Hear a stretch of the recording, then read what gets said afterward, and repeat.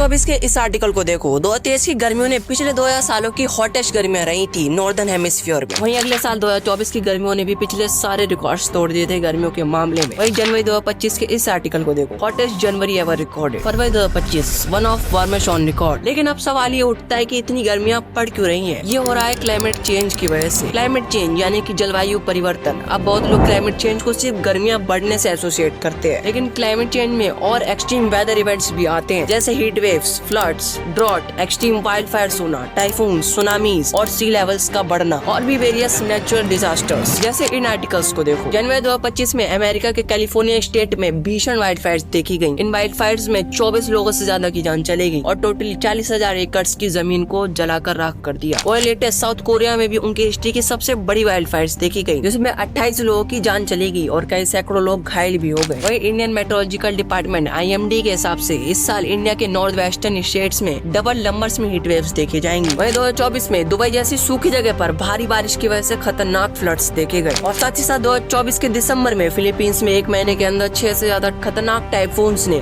उनके coastal regions पर hit किया। और साइंटिस्ट का ये भी कहना है कि सी लेवल्स बढ़ने की वजह से ये दुनिया भर में 1 बिलियन लोगों को इफेक्ट करेगा। लेकिन अचानक से हमें इतने एक्सट्रीम वेदर इवेंट्स देखने को मिल क्यों रहे हैं? ये हो रहा है ग्रीन हाउस गैसेस की वजह से। ग्रीन हाउस गैसेस जिसमें carbon dioxide, methane, nitrous oxide और भी वेरियस कार्बन गैसेस आती हैं। ये गैसेस सूरज की गर्मी को पृथ्वी के सतह तक पहुंचने और उसे गर्म तो करने देती है, मगर फिर गर्मी को स्पेस में वापस जाने से रोकती हैं। और जैसे जैसे ये गैसेस एटमॉस्फेयर में बढ़ती हैं, उतना ही ज्यादा अपने अंदर गर्मी को ट्रैप कर लेती हैं, जिसकी वजह से अर्थ का टेम्परेचर बढ़ता है। अब ये गैसेस अर्थ के एटमॉस्फेयर में बढ़ क्यों रही हैं?